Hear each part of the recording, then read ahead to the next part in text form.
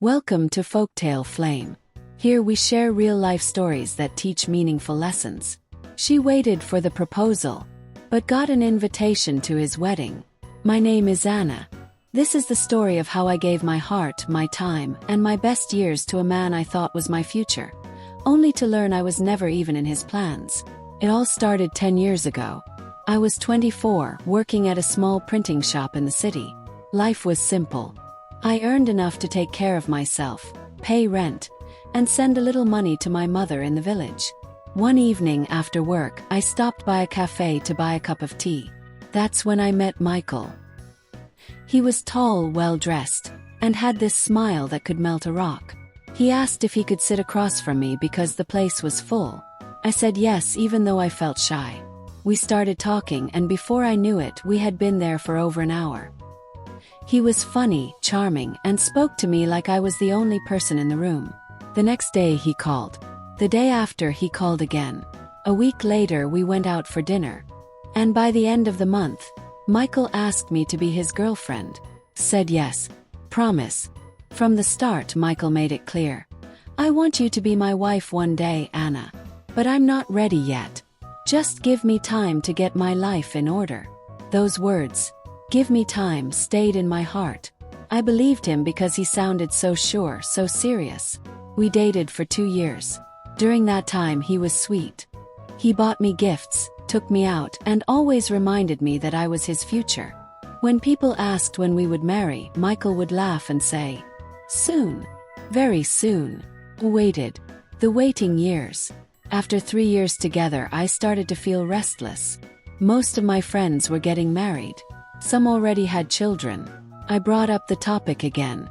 "Michael, when will we get married?" He sighed, took my hands and said, "Anna, you know I love you, but I just need to buy a house first. I want us to have a home before we marry." That made sense to me. So I waited another year.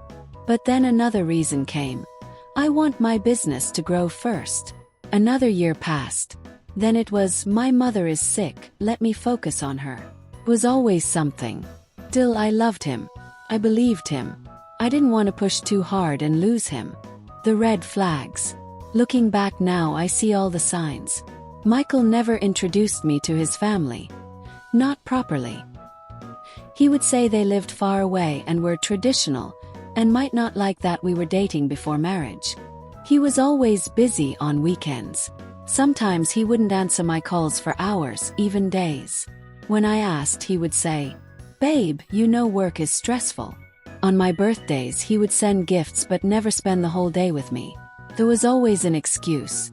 But because he still bought me things, called me sweet names, and told me to trust the process, I ignored my doubts, false hopes. By year 8 I was 32. Michael and I were still together. People kept asking why he hadn't proposed. Some even whispered that maybe I wasn't wife material. That hurt me deeply. But Michael always reassured me. One day he came to my shop looking very happy. "Anna," he said, "I have big news.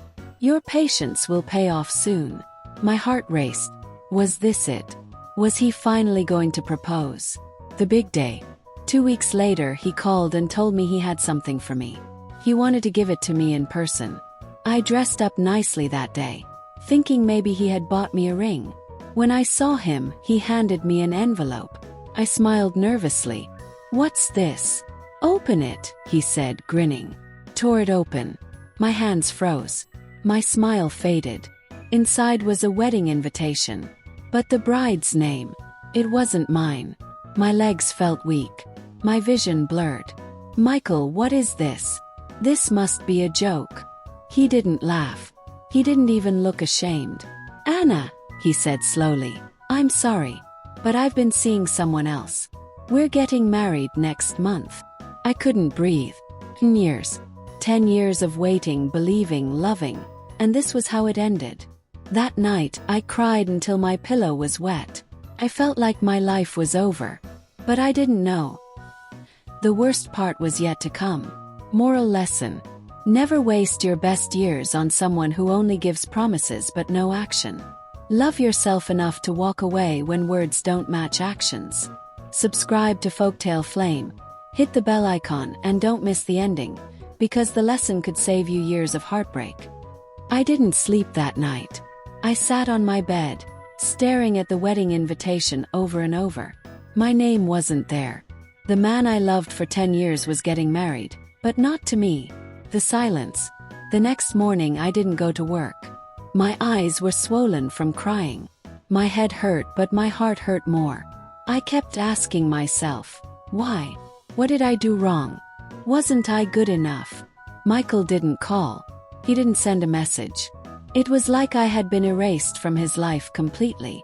2 days later, I decided I couldn't live without answers. I went to his office. The truth comes out. When I got there, his secretary looked uncomfortable seeing me. "Is Michael in?" Yes. She hesitated. "Anna, maybe you should go home." "Why? Tell me what's going on," I demanded.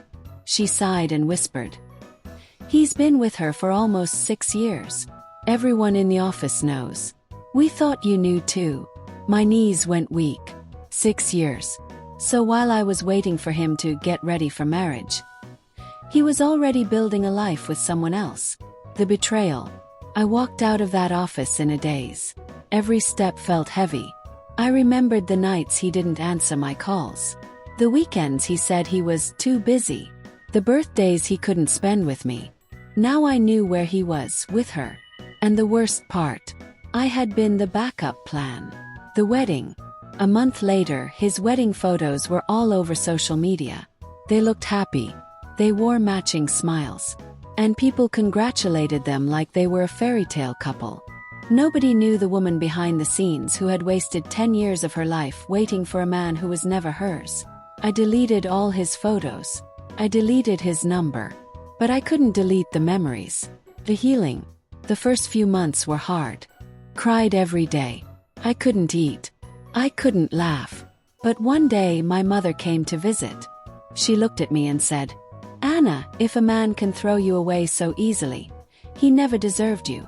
You are more than what he gave you."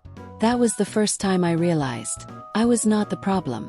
Michael's betrayal said more about his character than about my worth. Turning point. I decided to rebuild my life. I focused on my printing business. I took evening classes to improve my skills. Slowly, I started smiling again. 1 year later, I expanded my shop into a small company. I had 3 employees and more customers than I ever imagined. I was earning more than Michael ever gave me. The unexpected meeting. 2 years after the wedding, I saw Michael again at a supermarket. He looked tired. His face had aged. He smiled awkwardly. "Anna, long time. How are you?" I smiled back, but not because I missed him, because I no longer cared. I had healed. I had moved on. I didn't need his apology. The lesson. That night, I sat in my room and thought about my journey. 10 years ago, I thought Michael was my future. But now I see clearly. My future was never tied to his promise. I wasted years because I didn't value myself enough to set a deadline for empty words. Now I know better. If a man truly wants you, he will not keep you waiting forever. Love is shown through action, not just words. The moral. Never give your best years to someone who only talks about one day, but never shows real steps toward it. If the person you love hides you from family, friends, or the world, it's a warning sign. You are not too much for the right person. You are exactly enough for someone who truly wants you. Final moral lesson. Time is one of the most expensive gifts you can give someone. Don't waste it on a person who isn't sure about you. The right person won't need 10 years to decide you're the one. If Anna's story touched your heart, don't keep it to yourself. Share it with someone who might be waiting for empty promises. Subscribe to Folktale Flame for more powerful real-life lessons. Because the right story at the right time can save a lifetime of regret.